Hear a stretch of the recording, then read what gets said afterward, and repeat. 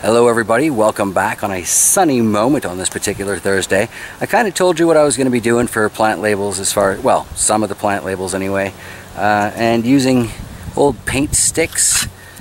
They have these at the store. I guess our local co-op was no longer carrying either these colors or this brand or whatever, so we nicked them for, I think Shucks was originally using them to make fairy garden swing seats, something along those lines. But anyway, I've got them now and I'm using them for labels in these peppers because a lot of these cups just really aren't holding together all that well. And as an added bonus, the ink is already faded off a couple of these, so I want to label them while I still remember what they are. I'm pretty sure this one here is in fact the Sugar Rush Red. I think that's the Sugar Rush Peach beside it. Conveniently enough, both of these labels are totally faded. A lot of the others, you know, the Sharpie seems to be holding up to the elements a lot better than whatever pen I used there, but the Sugar Rush Cream there, I don't trust that styrofoam cup to survive all that long. So yeah, I don't have stakes at all of these peppers because, well, in a couple of cases I don't think they're going to make it. Take this Shishito for example. Hopeful but not very expectant. We'll see how it does. If it dies off, I still have two peppers in cups that need homes, so I may put one of them there. Just gonna have to wait and see on that. But today, in my sunny moment, just running around labeling things so I can get rid of the cups and, yeah, hopefully have some track of what they are. I have to say that does look much nicer as a label.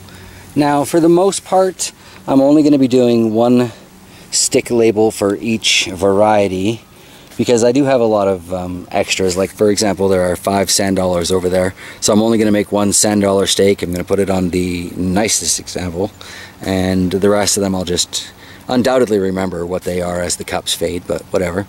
And a lot of these varieties that I've chosen to stake up are ones that I'm hoping to grow again in multiple years, or I know for a fact I'm going to grow again.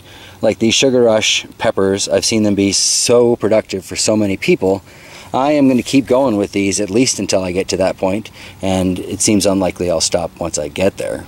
So good to have a long-term stake for at least, you know, one red or one peach, one red, and the cream over there, right? Like, trying to think long-term here. Well, standing up, looking at it from a bit of a distance, I'd say it looks better with the stakes than with the cups. Most of these are all sand dollars. There's that one Shishito at the end I really don't expect to live. I do have labels on 2 of the Red Demons back there, but I know I love that particular pepper, so I will always try and have at least 2 of those on the grow. But for the most part, yeah, these peppers are now much more adequately labeled in my opinion. These hot lemon peppers all seem to be adjusting fairly well to being outside. It's definitely the nicest specimen there. Looking forward to watching that puppy grow. And I have to say, actually in the same row here, is the sand dollar that is definitely the nicest example of that so far this year. Really looking forward to watching that grow. This whole garden's kind of weird and interesting though. Yeah, should be an interesting year. Looks like those squash have survived fairly well, so that's kind of exciting. I'm hoping for big things there.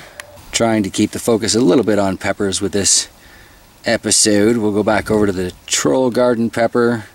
This is what I once thought was a super chili. Got a few dying starts on there. But it's clearly not. Every day it shows me more and more examples of just how not a super chili this is. Still pretty exciting though. Starting to remind me more of the Kung Pao hybrids than the Cayennes. And they had a nice bit of bite to them, but they weren't like stupidly insane or anything. This plant is drinking up an awful lot of water, but that's to be expected. Seems to have transitioned now. I think most of the dying off is pretty much done. Got a few little spots on here that clearly aren't very happy, like this leaf here, but at the same time I don't want to break off, so I'm going to leave it for now. Quite a few peppers on this little guy though. Very impressive. If you get an early enough start, I guess you can grow chili peppers in Manitoba. Not bad though, considering the season's technically just starting on, well, when's the 1st? Friday? Tomorrow? Something like that. While not pepper related, we're over in Troll's garden. Look at this dark opal basil. You can see the new growth, clearly quite purple compared to the windowsill growth. That is wonderful. Probably going to be my thumbnail for today. Most of that's just so I can see the picture coming through in the circulation on my screensaver. This rosemary's doing fantastic. Very excited about that. And the sage over here as well. I don't know if it's the position or just being back out in the sun or these fabric planters, but these two herbs are ridiculously happy compared to how grumpy they've been since they were seeds. So, yeah. Success, sort of. Quick look here at the Manitoba variety tomato. This also looks very, very happy. Should get some really good production numbers off if this is any kind of indication.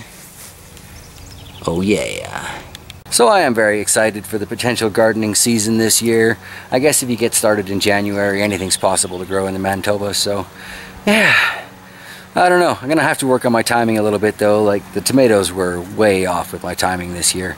But definitely one of the pieces of graffiti that's going to go on the wall downstairs is no tomatoes before March 1st. That's going to be interesting to watch that develop too. A lot of refinishing needs to go on down there, and then yeah, it's our house. So if I want to put graffiti in my basement, I guess I can.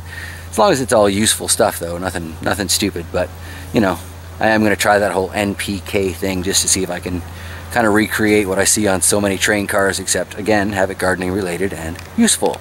On that note, everybody, I've got a nice cup of tea waiting for me inside, and as you can see, it's no longer quite as sunny as it was when I began this adventure. But as always, thank you so much for sticking around, and thank you for joining me on this strange little gardening adventure. So yeah, I will see you guys tomorrow.